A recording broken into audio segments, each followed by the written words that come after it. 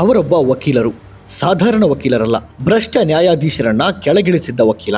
ಒಬ್ಬ ಭ್ರಷ್ಟ ನ್ಯಾಯಾಧೀಶನನ್ನಲ್ಲ, 5 ಭ್ರಷ್ಟ ನ್ಯಾಯಾಧೀಶರನ್ನ ಸ್ಥಾನ ಭ್ರಷ್ಟರನ್ನಾಗಿಸಿದ್ದ ವಕೀಲ. ಆ 5ರಲ್ಲಿ ಕೆಲವರನ್ನ ವರ್ಗಾವಣೆ ಮಾಡಲಾಯಿತು, ಮತ್ತೆ ಕೆಲವರು ರಾಜೀನಾಮೆ ನೀಡಬೇಕಾಯಿತು. ಒಬ್ಬ ನ್ಯಾಯಾಧೀಶ ಭ್ರಷ್ಟ ಎಂದು ಗೊತ್ತಾದಾಗ ಯಾರಿಗಾದರೂ ಏನು ಮಾಡಲು ಸಾಧ್ಯ? ಸಾಮಾನ್ಯವಾಗಿ ಏನನ್ನೂ ಮಾಡಲಾಗದು ಎಂದು ಸುಮ್ಮನಾಗುವ ಸಾಧ್ಯತೆಯೇ ಹೆಚ್ಚು. ಆದ್ರೆ ಆ ವಕೀಲರೊಬ್ಬರು ಮಾತ್ರ 5 ನ್ಯಾಯಾಧೀಶರನ್ನ ಅವರು ಹೊಂದಿದ್ದ ಪದವಿಯಿಂದ ಕೆಳಗಿಳಿಸಿ ಬೇರೆಯೇ ಮಾದರಿಯನ್ನ ಸೃಷ್ಟಿಸಿದ್ರು. ಅವರ ಹೆಸರು ಇಕ್ಬಾಲ್ ಮೊಹಮ್ಮದ್ ಅಲಿ ಚಾಗ್ಲಾ. ಇಕ್ಬಾಲ್ ಮೊಹಮ್ಮದ್ ಅಲಿ ಚಾಗ್ಲಾ ಬಾಂಬೆ ಹೈಕೋರ್ಟ್ನ ಪ್ರಸಿದ್ಧ ವಕೀಲರಾಗಿದ್ರು. ಅವರ ತಂದೆ ಬಾಂಬೆ ಹೈಕೋರ್ಟ್ನ ಮುಖ್ಯ ನ್ಯಾಯಮೂರ್ತಿಯೂ ಆಗಿದ್ರು. ನ್ಯಾಯಮೂರ್ತಿ MC ಚಾಗ್ಲಾ ಬಾಂಬೆ ಹೈಕೋರ್ಟ್ನ ಮೊದಲ ಭಾರತೀಯ ಮುಖ್ಯ ನ್ಯಾಯಮೂರ್ತಿಯಾಗಿದ್ರು. ಕೇಂಬ್ರಿಡ್ಜ್ ವಿಶ್ವವಿದ್ಯಾಲಯದಿಂದ ಇತಿಹಾಸ ಮತ್ತು ಕಾನೂನಿನಲ್ಲಿ MA ಪದವಿ ಪಡೆದ ನಂತರ ಇಕ್ಬಾಲ್ ಚಾಗ್ಲಾ ವಕೀಲಿಕೆ ಶುರು ಮಾಡಿದ್ರು. ದೀರ್ಘಕಾಲದವರೆಗೆ ಬಾಂಬೆ ಬಾರ್ ಅಸೋಸಿಯೇಷನ್ನ ಅಧ್ಯಕ್ಷರಾಗಿದ್ರು. ಅವರು ತಮ್ಮ ವಕೀಲಿ ವೃತ್ತಿಯಲ್ಲಿ ಸಾಕಷ್ಟು ಹೆಸರು ಗಳಿಸಿದ್ರು, ಸಾಕಷ್ಟು ಹಣವನ್ನು ಸಂಪಾದಿಸಿದ್ರು. ಆದ್ರೆ ಅವರು ಮಾಡಿದ ಒಂದು ಕೆಲಸ ಇಡೀ ದೇಶದಲ್ಲಿ ಬೇರೆ ಯಾವುದೇ ವಕೀಲರು ಮಾಡಿರದೇ ಇರುವಂತದ್ದು ಎನ್ನಬಹುದು. ಅವರನ್ನ ಸಿವಿಲ್ ಪ್ರಕರಣಗಳಲ್ಲಿ ಪರಿಣಿತ ವಕೀಲರೆಂದೇ ಪರಿಗಣಿಸಲಾಗಿತ್ತು. ಕಂಪನಿ ವ್ಯವಹಾರಗಳ ವಿಷಯಗಳಲ್ಲಿನ ವಕಾಲತ್ತಿಗೂ ಅವರು ಬಹು ಬೇಡಿಕೆಯುಳ್ಳವರಾಗಿದ್ದರು. ಅವರು ಬಾಂಬೆ ಬಾರ್ನಲ್ಲಿ 60 ವರ್ಷಗಳ ಕಾಲ ವಕೀಲರಾಗಿದ್ದರು ಮತ್ತು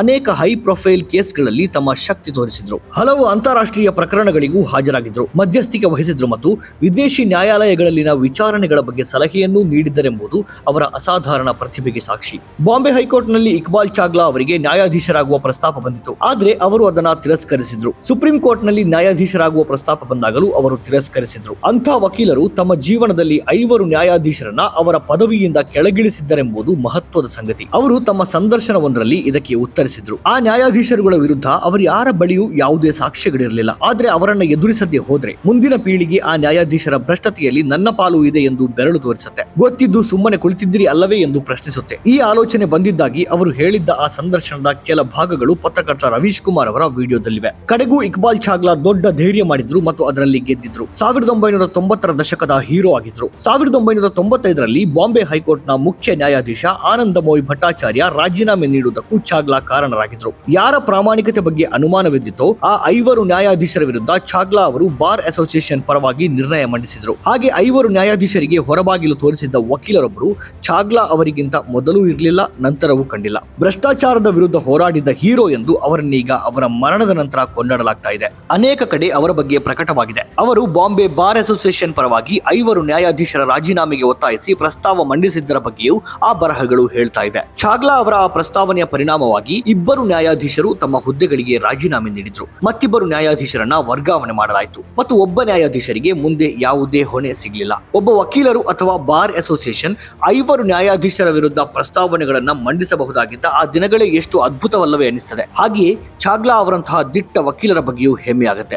ಭಾರತದ ಇತಿಹಾಸದ ಈ ಅದ್ಭುತ ಅವಧಿಯ ಬಗ್ಗೆ ಹೆಚ್ಚು ವಿವರಗಳಿಲ್ಲ, ಆದ್ರೆ ನ್ಯಾಯಾಧೀಶರ ಪ್ರಾಮಾಣಿಕತೆಯನ್ನೇ ಪ್ರಶ್ನಿಸಬಲ್ಲವನ ಪ್ರಾಮಾಣಿಕತೆ ಸಮಗ್ರತೆ ಚಿನ್ನಕ್ಕಿಂತಲೂ ಶುದ್ಧವಾಗಿರಲೇಬೇಕು ಎಂಬುದು ಸ್ಪಷ್ಟ. ಚಾಗ್ಲಾ ಮತ್ತೊಂದು ಪ್ರಸ್ತಾವನೆ ಮಂಡಿಸಿದ್ರು. ಅದರಿಂದಾಗಿ ಬಾಂಬೆ ಹೈಕೋರ್ಟ್ನ ಮುಖ್ಯ ನ್ಯಾಯಮೂರ್ತಿ ಆನಂದ್ ಮೋಯ್ ಭಟ್ಟಾಚಾರ್ಯ ತಮ್ಮ ಹುದ್ದೆಗೆ ರಾಜೀನಾಮೆ ನೀಡಬೇಕಾಯಿತು. ನ್ಯಾಯಾಲಯಗಳ ಬಗ್ಗೆ ಪ್ರಶ್ನೆಗಳು, ಅನುಮಾನಗಳು ಮತ್ತು ಅನಿಶ್ಚಿತತೆ ಇದ್ದ ಸಮಯದಲ್ಲಿ ಈ ಮಹಾನ್ ನಾಯಕನನ್ನ ಉಲ್ಲೇಖಿಸುವುದನ್ನ ಎಷ್ಟು ನ್ಯಾಯಾಧೀಶರು ಕೇಳಿರಬಹುದು. ಈ 10 ವರ್ಷಗಳಲ್ಲಿಯೂ ಯಾರು ಇಕ್ಬಾಲ್ ಚಾಗ್ಲಾ ಅವರನ್ನ ನೆನಪಿಸಿಕೊಂಡಿಲ್ಲ, ಅವರ ಕಥೆಯನ್ನ ಜಗತ್ತಿಗೆ ಹೇಳಲಾಗಿಲ್ಲ. ಇಕ್ಬಾಲ್ ಚಾಗ್ಲಾ ಹೇಗೆ ಏಕಾಂಗಿಯಾಗಿ ಅಷ್ಟು ದೊಡ್ಡ ಕೆಲಸ ಮಾಡಿದ್ರು? ಮೈ ಲಾ ಎಂಬ ಯೂಟ್ಯೂಬ್ ಚಾನೆಲ್ಗೆ 7 ವರ್ಷಗಳ ಹಿಂದೆ ನೀಡಿದ್ದ ಸಂದರ್ಶನದಲ್ಲಿ ಅವರು ಅದರ ಬಗ್ಗೆ ಹೇಳಿದ್ದಾರೆ. ನಾನು ಅದೃಷ್ಟಶಾಲಿ ಎಂದು ಹೇಳ್ತಾ ಇದ್ದೇನೆ, ಯಾಕೆಂದ್ರೆ ನ್ಯಾಯಮೂರ್ತಿ ಚಿತಾತೋಷ್ ಮುಖರ್ಜಿ ಇದ್ರು. ಅಂತದೊಂದು ಪ್ರಸ್ತಾವನೆ ತರುವ ಬಗ್ಗೆ ಕೇಳಿದಾಗ ಅವರು 1 ವಾರದ ಸಮಯ ಕೇಳಿದ್ರು. 1 ವಾರದ ನಂತರ ಮುಖ್ಯ ನ್ಯಾಯಾಧೀಶರೇ, ನಾನು ನನ್ನ ಕೈಲಾದಷ್ಟು ಪ್ರಯತ್ನಿಸಿದ್ದೇನೆ, ಆದ್ರೆ ನಾನು ಏನನ್ನು ಮಾಡಲು ಸಾಧ್ಯವಾಗ್ತಾ ಇಲ್ಲ. ನೀವು ಏನು ಮಾಡಬೇಕೆಂದು ನಿಮಗೆ ನಾನು ಹೇಳಲಾರೆ, ಆದ್ರೆ ನಾನು ಅದನ್ನ ಮಾಡಲು ಸಾಧ್ಯವಿಲ್ಲ ಎಂದು ಮಾತ್ರ ಹೇಳಬಲ್ಲೆ ಎಂದರು. ನಾವು ನಿರ್ಣಯ ಅಂಗೀಕರಿಸಿದೆವು. ನಿರ್ಣಯ ಅಂಗೀಕರಿಸುವ ಮೊದಲೇ ಒಬ್ಬ ನ್ಯಾಯಾಧೀಶರು ರಾಜೀನಾಮೆ ನೀಡಿದ್ರು. ಆನಂತರ ಮತ್ತೊಬ್ಬರು ರಾಜೀನಾಮೆ ನೀಡಿದ್ರು. ಇಬ್ಬರು ವರ್ಗಾವಣೆಯಾದ್ರು ಮತ್ತು ಒಬ್ಬರಿಗೆ ಯಾವುದೇ ಕೆಲಸ ಸಿಗಲಿಲ್ಲ. ಆಗಿನ ಸುಪ್ರೀಂ ಕೋರ್ಟ್ ಮುಖ್ಯ ನ್ಯಾಯಮೂರ್ತಿಗಳಿಗೆ ಸಂಬಂಧಿಸಿದ ಮತ್ತೊಂದು ಸಂಗತಿಯನ್ನ ಚಾಗ್ಲಾ ಅದೇ ಸಂದರ್ಶನದಲ್ಲಿ ಹೇಳ್ತಾರೆ. ಆಗ ನಾನು ಬಾರ್ ಅಸೋಸಿಯೇಷನ್ ಅಧ್ಯಕ್ಷನಾಗಿದ್ದೆ. ದಿಲ್ಲಿಗೆ ಹೋದಾಗ ಸುಪ್ರೀಂ ಕೋರ್ಟ್ ಮುಖ್ಯ ನ್ಯಾಯಮೂರ್ತಿಗಳನ್ನ ಭೇಟಿಯಾದೆ. ಅವರು ನನ್ನನ್ನ ತಮ್ಮ ಮನೆಗೆ ಆಹ್ವಾನಿಸಿದ್ರು. ಅವರು ಕಟುವಾಗಿ, ನೀವು ಇದನ್ನ ಮತ್ತೆ ಮಾಡಲು ಉದ್ದೇಶಿಸಿದ್ದೀರಾ ಎಂದು ಕೇಳಿದ್ರು. ನಾನು ಇಲ್ಲ, ಅದು ಒಂದು ಸಲದ ವಿಷಯ ಎಂದೆ. ಆದ್ರೆ ಅವರು ನನ್ನನ್ನು ಅಭಿನಂದಿಸುವುದಾಗಿ ಹೇಳಿದ್ರು. ನಿಜಕ್ಕೂ ಅದ್ಭುತ ಎಂದರು. ನಾವು ನಮ್ಮ ಮಠದಲ್ಲಿ ತನಿಖೆ ನಡೆಸಿದ್ದೇವೆ ಮತ್ತು ನೀವು ನಿರ್ಣಯ ಅಂಗೀಕರಿಸಿದ ಎಲ್ಲ ನ್ಯಾಯಾಧೀಶರು ಅತ್ಯಂತ ಭ್ರಷ್ಟರು ಎಂದು ಕಂಡು ಬಂದಿದೆ. ಇದು ದೇಶದಾದ್ಯಂತ ಪರಿಣಾಮ ಬೀರುತ್ತೆ ಮತ್ತು ವಿವಿಧ ವಕೀಲರ ಸಂಘಗಳು ಅದೇ ರೀತಿ ಮಾಡಬೇಕು ಎಂಬುದು ನಮ್ಮ ಕಾಳಜಿಯಾಗಿತ್ತು. ಬಾಂಬೆ ಬಾರ್ ಅಸೋಸಿಯೇಷನ್ ಹಲವು ಮುಖ್ಯ ಕಾರಣಕ್ಕಾಗಿ ಬಹಳ ಜವಾಬ್ದಾರಿಯುತವಾಗಿದೆ ಎಂದು ನಮಗೆ ತಿಳಿದಿದೆ. ಮೊದಲು ಇದು ಸೇಡಿನ ಭಾವನೆಯಿಂದ ಆಗ್ತಾ ಇರಬಹುದು ಎಂದು ನಾವು ಭಾವಿಸಿದ್ವಿ. ಆದ್ರೆ ನಮ್ಮ ತನಿಖೆಯ ನಂತರ ನಂತರ ಬಾಂಬೆ ಬಾರ್ ಅಸೋಸಿಯೇಷನ್ ಅದ್ಭುತ ಕೆಲಸ ಮಾಡಿದೆ ಎಂದು ನಾವು ಭಾವಿಸಿದ್ದೇವೆ ಎಂದಿದ್ರು. ಸುಪ್ರೀಂ ಕೋರ್ಟ್ನ ಮುಖ್ಯ ನ್ಯಾಯಾಧೀಶರು ಚಾಗ್ಲಾ ಅವರನ್ನು ಅಭಿನಂದಿಸುತ್ತಾ, ನಾವು ಕೂಡ ತನಿಖೆ ನಡೆಸಿ 5 ನ್ಯಾಯಾಧೀಶರು ಅತ್ಯಂತ ಭ್ರಷ್ಟರು ಎಂದು ಕಂಡುಕೊಂಡಿದ್ದೇವೆ ಎಂದು ಹೇಳ್ತಾರೆ. ಇಂದಿನ ಭಾರತದಲ್ಲಿ ಇದು ಸಾಧ್ಯವಿದೆಯಾ?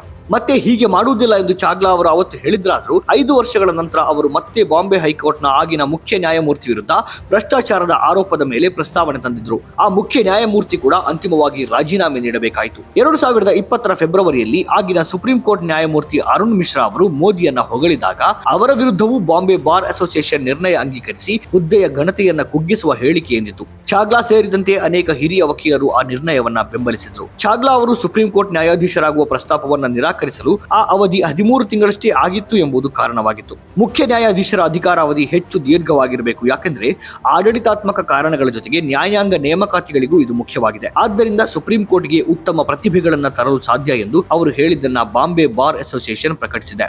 ಇಂದು ಸುಪ್ರೀಂ ಕೋರ್ಟ್ ಅನ್ನ ನೋಡಿ, ಅದು ಏನಾಗಿದೆ ಮತ್ತು ಎಂತೆಂಥ ಪ್ರಕರಣಗಳು ಸುಪ್ರೀಂ ಕೋರ್ಟ್ಗೆ ಹೋಗ್ತಾ ಇವೆ ಎಂದು ಚಾಗ್ಲಾ ಬೇಸರ ವ್ಯಕ್ತಪಡಿಸಿದೆ. ಚಾಗ್ಲಾ ಅವರ ಸಭ್ಯತೆ ಅಥವಾ ಧೈರ್ಯಕ್ಕೆ ಯಾರೂ ಸಾಟಿಯಿಲ್ಲ. ಮುಂಬೈ ಗಲಭೆಯ ಸಮಯದಲ್ಲಿ ಜನರ ಹೆಸರನ್ನ ನೋಡಿಕೊಂಡು ಮನೆಗಳ ಮೇಲೆ ದಾಳಿ ನಡೆಸ್ತಾ ಇದ್ದಾಗಲೂ ಇಕ್ಬಾಲ್ ಚಾಗ್ಲಾ ತಮ್ಮ ಮನೆಗಿದ್ದ ತಮ್ಮ ಹೆಸರಿನ ಫಲಕ ತೆಗೆದಿರಲಿಲ್ಲ ಎಂದು ಪ್ರಸಿದ್ಧ ವಕೀಲ ಸಂಜಯ್ ಹೆಗ್ಡೆ ನೆನಪಿಸಿಕೊಂಡಿದ್ದಾರೆ. ಚಾಗ್ಲಾ ಅವರೀಗ ನಮ್ಮನ್ನ ಅಗಲಿದ್ದಾರೆ. ಜನವರಿ 12ರಂದು 86ನೇ ವಯಸ್ಸಿನಲ್ಲಿ ನಿಧನರಾಗಿದ್ದಾರೆ. ಅಂತಹ ಒಬ್ಬ ಅದ್ಭುತ ವಕೀಲರನ್ನ ಈ ದೇಶ ಕಂಡಿದೆ ಎಂಬುದೇ ಧನ್ಯತೆ ತರುವ ಸಂಗತಿ. ನ್ಯಾಯಾಂಗ ಭ್ರಷ್ಟಗೊಂಡರೆ ಅದನ್ನ ಸರಿಪಡಿಸಬಹುದು ಎಂಬ ಭರವಸೆಯನ್ನ ಅನೇಕ ಪ್ರಾಮಾಣಿಕ ವಕೀಲರು ಮತ್ತು ನ್ಯಾಯಾಧೀಶರಲ್ಲಿ ತುಂಬಿದ್ದ ಕಥನವಾಗಿ ಅವರ ಬದುಕು ಎಂದೆಂದಿಗೂ ದೊಡ್ಡ ಆದರ್ಶ.